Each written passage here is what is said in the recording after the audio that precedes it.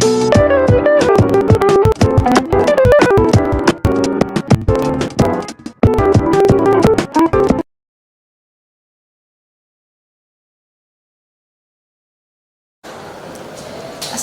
warahmatullahi wabarakatuh. Selamat siang, salam sejahtera untuk kita semua. Perkenalkan, saya Indi Mayasari, salah satu dosen di jurusan akuntansi program studi D4 Keuangan Syariah Politeknik Negeri Bandung.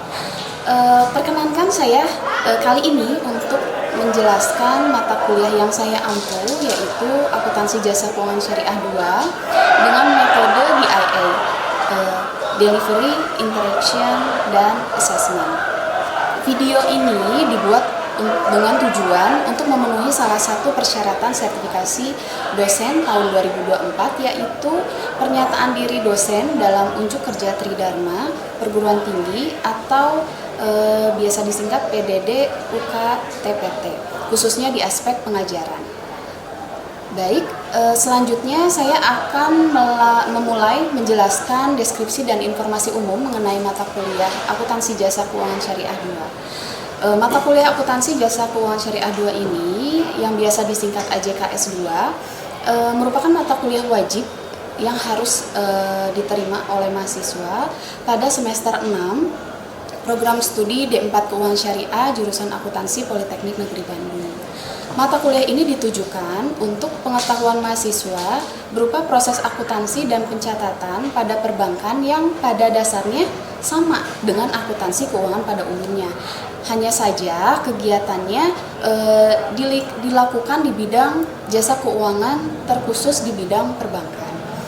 Bobot untuk mata kuliah ini 1 SKS teori dan 1 SKS praktek. Jadi totalnya itu 2 SKS dalam 1 semester. Dan bahasa pengantar yang digunakan yaitu bahasa Indonesia. Mata kuliah AJKS 2 ini bertujuan untuk memberikan kemampuan kepada mahasiswa dalam melakukan kegiatan pencatatan transaksi akuntansi perbankan, khususnya perbankan syariah. Dan selanjutnya pada mata kuliah ini pun dibahas beberapa topik, diantaranya untuk pertama pendahuluan mengenai akuntansi perbankan syariah itu sendiri. Yang kedua, akuntansi sumber dana bank syariah. Yang ketiga, akuntansi simpanan nasabah, mulai dari akuntansi giro wadiah, akuntansi tabungan wadiah, akuntansi tabungan mudorobah, akuntansi deposito mudorobah, dan akuntansi simpanan pada Bank Indonesia. Yang keempat, akuntansi alokasi dana bank syariah. Yang kelima, akuntansi penyaluran dana pembiayaan, mulai dari pembiayaan murabahah, akuntansi pembiayaan murabahah, akuntansi pembiayaan istisna dan istisna paralel, akuntansi pembiayaan salam dan salam paralel, akuntansi pembiayaan ijaroh dan ijaroh muntahiyah bitamlik atau biasa disingkat IMBT, dan transaksi akuntansi musyarakah dan mudorobah. Yang keenam yaitu perhitungan dan distribusi profit bagi nasabah yang memiliki tabungan dan giro atau simpanan yang ada di bank syariah. Yang ketujuh, akuntansi transaksi pemindahan dana meliputi akuntansi transfer, akuntansi inkaso, akuntansi clearing. Dan yang kedelapan, menyusun laporan keuangan bank syariah. Untuk capaian pembelajaran lulusan atau CPL program studi D4 Keuangan Syariah yang dibebankan pada mata kuliah ini adalah menguasai teori akuntansi syariah, khususnya akuntansi jasa keuangan syariah, sehingga mampu menghasilkan laporan keuangan perbankan syariah sesuai dengan PSAK, yaitu pernyataan standar akuntansi keuangan akuntansi syariah, pedoman akuntansi perbankan syariah Indonesia atau PAPSI, dan standar industri bank syariah. Dan untuk capaian pembelajaran mata kuliah CPMK pada akhir perkuliahan ini adalah mahasiswa mampu memahami konsep pencatatan transaksi pada sumber dana dan alokasi dana bank syariah, transaksi simpanan dan penyaluran dana, pendistribusian profit, dan mahasiswa mampu membuat laporan keuangan perbankan syariah. Referensi yang digunakan dalam mata kuliah AJKS 2 ini meliputi beberapa buku mengenai akuntansi perbankan syariah, lalu peraturan otoritas jasa keuangan, PSAK Akuntansi Syariah, Pedoman Akuntansi Perbankan Syariah Indonesia atau PAPSI. Sistem pembelajaran mata kuliah AJK S2 ini dilaksanakan secara sinkronus dengan menggunakan metode pembelajaran aktif yang mengutamakan peran dan keaktifan mahasiswa dalam proses pembelajaran. Dan pemberian tugas pengerjaan transaksi-transaksi perbankan syariah setelah melakukan pembelajaran pada topik-topik yang ada di mata kuliah ini. Pembelajaran sinkronus dilaksanakan secara tatap muka langsung di dalam kelas. Pembelajaran mata kuliah AJK S2 ini dilaksanakan kurang lebih 14 minggu, di mana 14 minggu itu topik 1 sampai beres, lalu dilanjutkan 1 minggu UTS, ada 1 minggu UAS juga, sehingga total pertemuan itu 16 pertemuan untuk 1 semester. Evaluasi pembelajaran untuk mata kuliah ini meliputi didapatkan dari mana saja, yaitu pertama dari kehadiran, kedua keaktifan, ketiga tugas-tugas, keempat UTS, dan kelima UAS.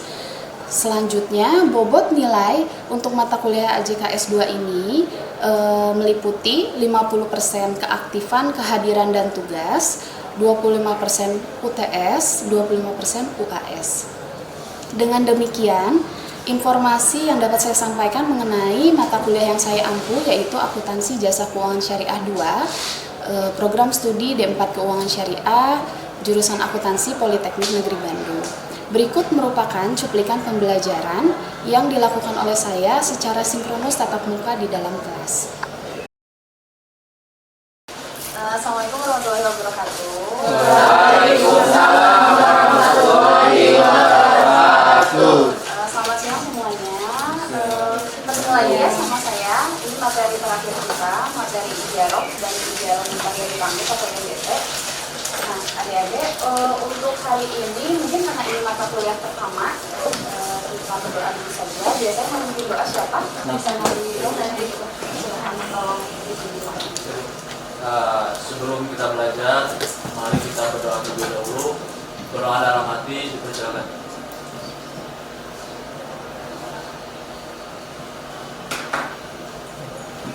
Doa selesai. Baik, terima kasih. Nah, adik-adik untuk hari ini kan kita akan belajar ijarah dan IMDT ya, pembiayaan. Kita akan masuk pertama. Kalau misalkan sebenarnya kalau untuk akad-akadnya sih adik-adik kan sudah belajar ya di fikih muamalah ya tidak? Di fikih muamalah itu sudah belajar ijarah dan IMDT. Jadi mungkin untuk keterkaitan yang fikihnya itu tidak akan dibahas, tapi lebih ke akuntansi. Ya. Nah, kalau ijarah sendiri kan seperti yang ada di sini ya, seperti yang ada di PPT kan dijelaskannya perjanjian sewa menyewa atas suatu barang antara pihak yang menyewa dengan pihak menyewa selama periode atau jangka waktu tertentu. Nah, gampangnya tuh apa? Pokoknya kalau misalnya pembiayaan ijarah ya sewa, gampangnya seperti itu. Ya, silakan. Ya gampangnya seperti itu bukan Dede. Nah, IMDT kalau IMDT apa sama? Itu pun sewa menyewa hanya saja kepemilikannya itu akan berubah. Ya, jadi kalau misalnya sewa menyewa itu hanya dari bank dan nasabah, tetapi ya udah balikin lagi gitu barangnya. Tetapi kalau IMDT itu akan menjadi milik nasabah. Nah, jadi kalau misalkan sewa ini ada berapa ada berapa orang atau ada berapa pihak yang terlibat? Ayo. Tiga. Jadi kalau misalkan ini kayaknya harus saya ke atas dulu.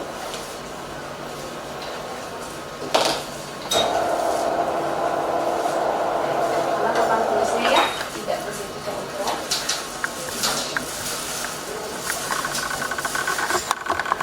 Nah, ini untuk IMDT sendiri ya, adik-adik, dan ijarah sendiri. Kalau pembiayaan di bank sih sebenarnya semuanya memang harus tiga pihak. Kenapa? Karena logikanya dulu kan bank syariah itu hanya menjual jasa ya, dia tidak, dia kan tidak punya barang, tidak ada apapun, jadi pasti akan memerlukan pihak ketiga, ya pihak pemasok, ya tergantung kebutuhannya apa dan tergantung pembiayaannya kan pembiayaan apa gitu. Nah, berarti kan di sini ada bank syariah,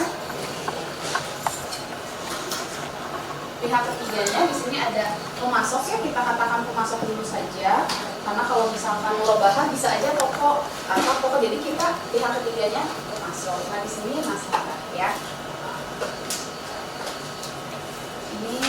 A, B, C. Nah, jadi akan ada 3 pihak. Ya, intinya kita akan masuk ke akuntansinya. Tapi sebelum itu, adik-adik itu harus mengenal, walaupun sudah mengenal sih ya yang ini mah gitu. Harus mengenal jenis-jenis akad ijarah. Nah, ini yang akan kita pelajari. Sebenarnya kalau yang saya tahu itu akad ijarah itu ada lebih dari 3, tapi yang di sini yang akan dipakai itu ketiganya ya. Yang pertama itu akad ijarah yang ijarah saja. Yang kedua akad IMDT atau ijarah muntahiyah tamlik. Yang ketiga akad sewa atas sewa. Oke, jadi beda-beda.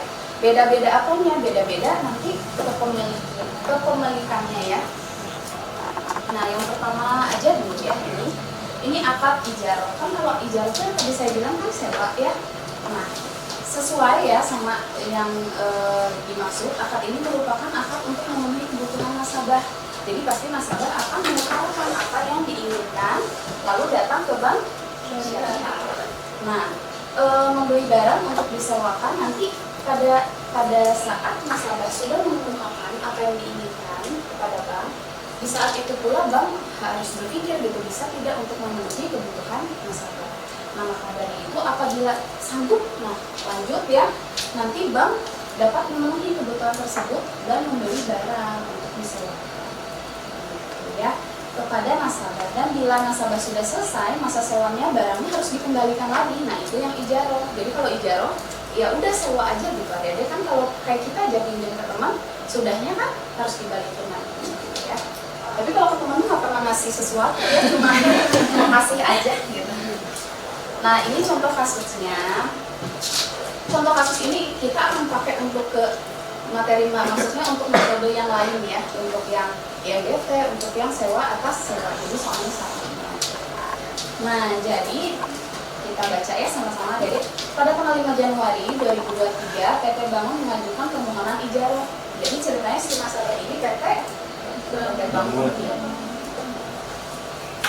Nah, memenuhi kebutuhannya untuk kendaraan pengangkut produknya. Berarti PT Bangun mungkin memproduksi suatu produk dan dia tuh mungkin sedang penjualannya tinggi sehingga kendaraan untuk mengangkutnya itu kurang. Maka dari itu sepertinya butuh nih. Tapi PT Bangun kalau beli kayaknya kan terlalu tinggi ya harganya, itu akan berdampak pada biaya operasional perusahaan. Maka dari itu ya udahlah sewa aja. Kalau sewa kan lebih murah, lebih ringan gitu biayanya untuk PT Bangun. Maka dari itu PT Bangun datanglah ke Bank Syariah. Nah, di Bank Syariah itu PT Bangun akan mengemukakan nih barangnya, spesifikasinya apa, jenisnya apa, dan harga perolehannya ternyata sudah diketahui ya. Harga perolehan barangnya 180 juta. Umur ekonomisnya hanya 3 tahun ya. Jadi si umur barang itu tuh 3 tahun gitu. Nah, masa sewanya itu PT Bangun hanya 1 tahun aja butuhnya ya. Tapi kan kita nggak tahu ya nanti diperpanjang atau enggak. Tapi di sini hanya butuh 1 tahun saja atau sama dengan 12 bulan.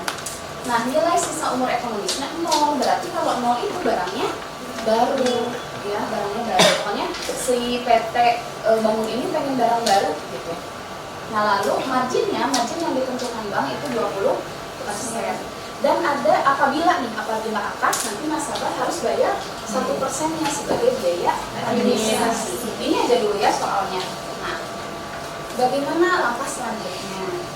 Nah, jadi kan saya udah bilang nih ya, nasabah sudah bilang ke Bank Syariah. Bank Syariah pasti kan mengumpulkan dokumen-dokumen, kan uangnya keluar. Jadi kan kasnya berkurang, maka dari itu di kredit.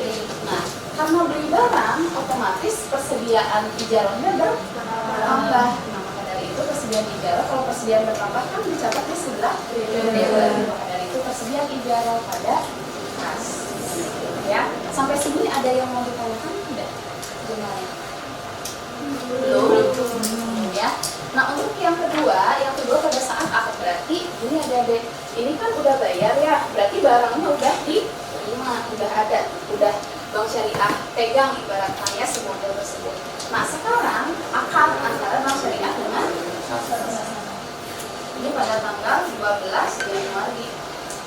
Ya. Nah, pada saat akad apa yang harus dilakukan? Yang pasti pencatatannya itu penyerahan barangnya, penyerahan si mobilnya.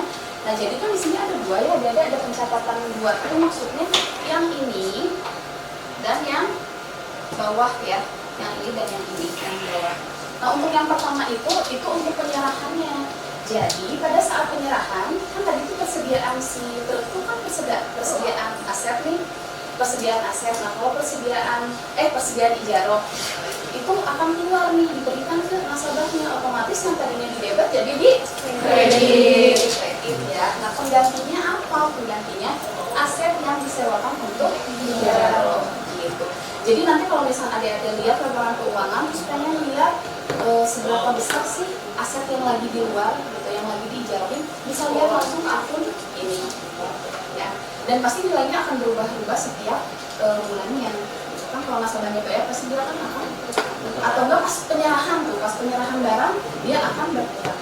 Kalau pas bayar berkurang gitu, berkurang enggak ya. Jadi pas penyerahan dia akan berkurang. Nah, nanti kita akan lihat di slide selanjutnya ya. Itu pasti akan ada. Nah, yang kedua, kalau akad kan tadi sudah ada nih di perjanjian bayar administrasi berapa? 600.000 ya, 1% itu nih 1% 600.000. Nah, berarti bayarnya nggak ketahuan ya, tidak disebutkan gitu pakai apa bayarnya, pakai tunai kah, atau di debit dari tabungan mudharabah kah, atau dari biro wadiah. Nah, makanya itu akan muncul kas atau tabungan mudharabah atau biro wadiah di sebelah debit. Kenapa? Karena kan kalau misalkan nasabahnya bayar pakai kas, kasnya bertambah. Kalau bicara sebelah debit. Kalau misalkan pakai tabungan atau biro wadiah berkurang kan, kalau berkurang dicatat terus dari itu di debit ya. Dan lawannya kreditnya apa? Pendapatan administrasi, karena kan biaya untuk nasabah itu pendapatan untuk ada itu. Dan apalagi pendapatan itu kalau bertambah kan dicatat di sebelah kredit ya. Nah, sampai sini ada yang pusing nggak? Belum ya, belum pusing. Nanti pusingnya pas bayar ya. Nah, sudah nih, lumayan banyak sih ya yang harus dilakukan penjualannya. Apalagi kalau misalkan masalahnya nasabahnya itu bermasalah dalam segi pembayaran.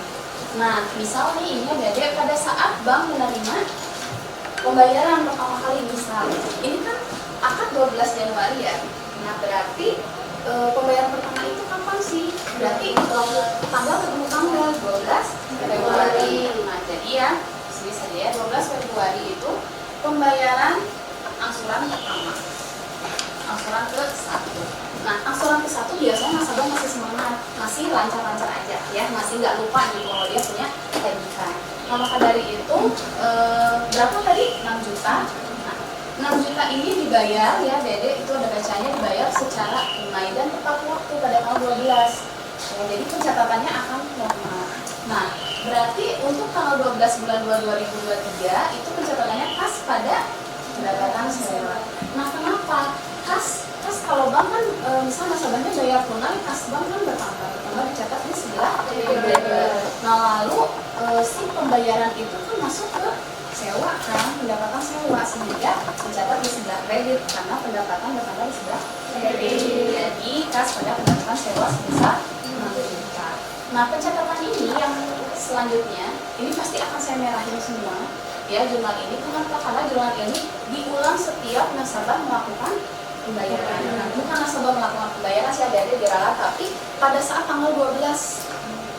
Jadi pada setiap tanggal 12 itu pasti akan ada penyusutan dari barang tersebut. Nah, kan barangnya umurnya 3 tahun ya, kan tadi sudah dibagi juga penyusutannya itu kan 5 juta. Nah, berarti kita harus melakukan penyusutannya. Jadi jurnalnya beban penyusutan aset ijaroh pada akumulasi penyusutan aset ijaroh.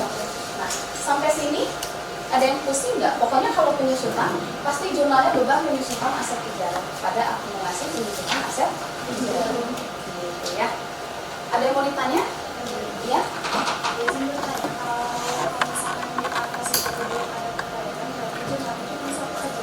Nah, kalau jurnalnya itu tetap akan 2. Nah, akan tetap 2. Jadi kalau ini beban yang ini sama yang atas, kalau misalkan nggak bayar nih, bayarnya misalkan nasabahnya datang pada tanggal 15 atau setelahnya lah. Nah, itu akan masuk ke aktual dulu. Jadi pendapatan sewa aktual. Jadinya si pendapatan nanti ada di slide selanjutnya. Nah, tapi kalau untuk ininya sih masih sama. Ya, masih sama DPA. Yang dimaksud pertanyaannya seperti ini. Nah, jadi akan muncul yang seperti ini. Jadi sengaja saya kuningkan, kenapa? Dikarenakan itu menjadi pembeda apabila nasabahnya telat bayar. Jadi kalau nasabahnya telat bayar, dia akan muncul piutang pendapatan sewa. Piutang pendapatan sewa kenapa? Kan kalau misalkan bank itu, misal ya, bank kan punya, adik-adik tahu kan piutang maksudnya apa? Bank kayak, bank itu masih memiliki pendapatan gitu, di luar masih ada tagihan gitu ya. Jadi itu tuh ibaratkan pendapatan yang terpendam gitu ya sebenarnya, nah itu piutang. Nah jadi dicatat dulu nih, itu diakui sebagai piutang pendapatan sewa. Nah padanya pada apa? Pada pendapatan sewa aktual. Jadi pada saat itu terjadi ya dicatat aja dulu, walaupun sebenarnya uangnya belum diterima gitu, gitu.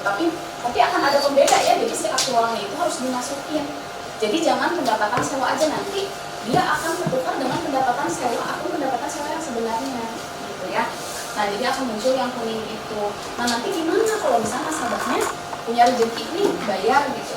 Nah kalau bayar, adik-adik harus melakukan pembalikannya untuk kedua itu. Jadi si piutang pendapatan sewa ijarahnya harus dibalikin, ada dicatat di sebelah kredit, dan pendapatan sewa aktualnya pun harus dicatat di sebelah debit. Jadi harus dinolkan untuk si kedua akun itu gitu ya. Nah ini kalau misalkan nasabahnya telat. Kalau misalkan nggak telat, ya kayak tadi ya pencatatannya gitu. Jadi ini secara tidak langsung sudah terjelaskan juga ya adik-adik. Iya. Nah nanti ini kan yang tadi saya bilang, kalau misalkan tidak ada di gambar sini, ada di sini. Kalau yang ini, nah kalau akad ijaroh itu sudah pasti si barangnya harus dibalikin lagi nih ke bank syariah ya.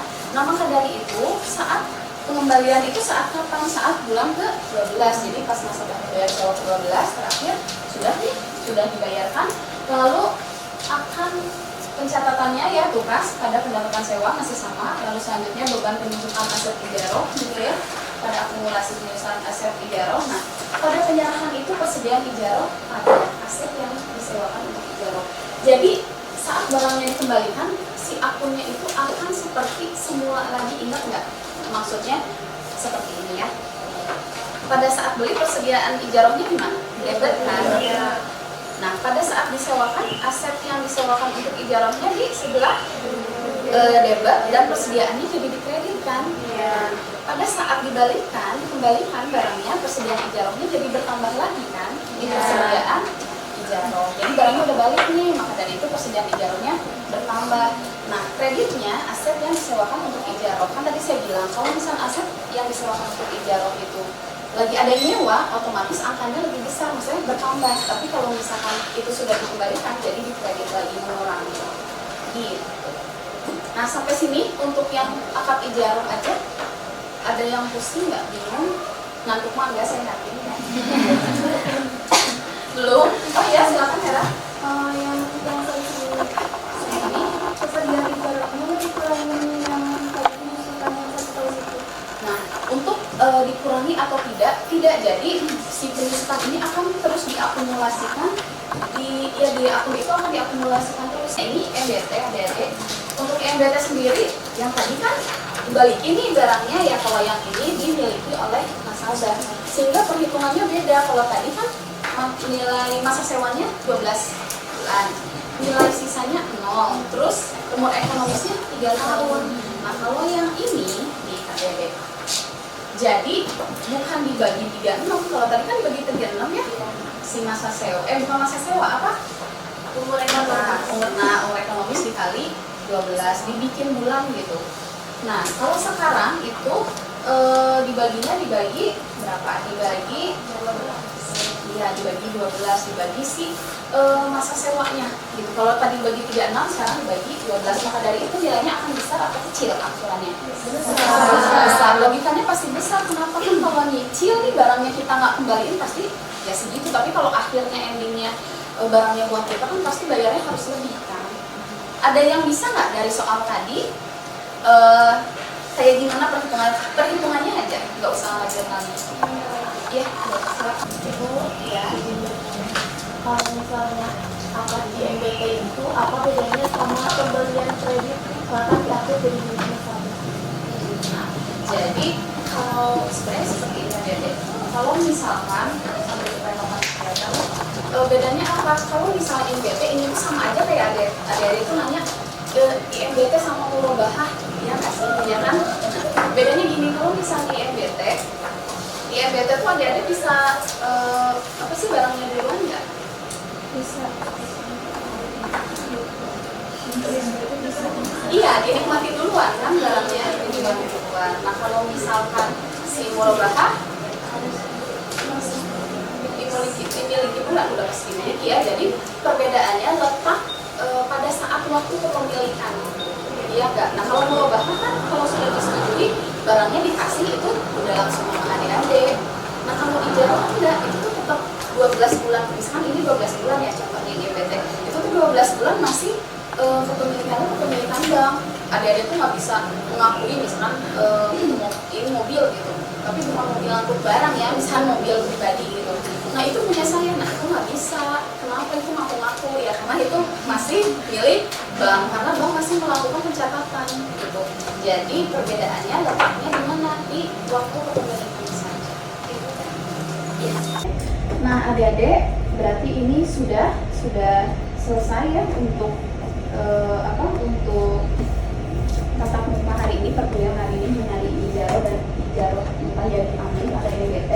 Nah ini nanti contoh kasus ini ya, ini ada contoh kasus lagi, itu bisa adik-adik kerjakan di rumah gitu ya. Jadi sambil mengerjakan ini pasti gampang dan bisa dilakukan ya, karena tadi kan sudah belajar bersama-sama. Ini ada jawabannya ya, tapi tidak akan saya kasih tahu, jadi adik-adik silakan cari sendiri. Nah ada lagi yang mau tanya mungkin di akhir-akhir pertemuan? Tidak ada? Belum ya? Belum ada. Baik. Nah, terima kasih. Mungkin ini pertemuan terakhir kita. Nah, saya sudah beritahukan apa saja yang keluar untuk UAS. Nanti ada silahkan pelajari. Salah satunya soal yang tadi, ya soal yang tadi dikerjakan oleh Nora itu akan keluar pada UAS.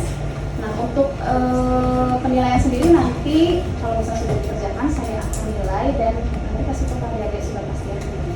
Baik, saya cukupkan. Terima kasih. Assalamualaikum warahmatullahi wabarakatuh. Waalaikumsalam warahmatullahi wabarakatuh. Terima kasih Bu, sukses. Sekian proses pembelajaran mata kuliah AJK S2 yang saya ampu, semoga dapat memberikan gambaran mengenai pembelajaran yang dilakukan untuk mata kuliah AJK S2. Saya sampaikan terima kasih kepada seluruh tim penilai dan tim panitia sertifikasi dosen Kemendikbudristek tahun 2024, dan tidak lupa juga saya sampaikan terima kasih yang sebanyak-banyaknya kepada Politeknik Negeri Bandung, terkhusus jurusan akuntansi dan rekan-rekan dosen juga adik-adik mahasiswa. Demikian yang dapat saya sampaikan. Mohon maaf apabila masih banyak kesalahan dan kekurangan. Terima kasih. Assalamualaikum warahmatullahi wabarakatuh.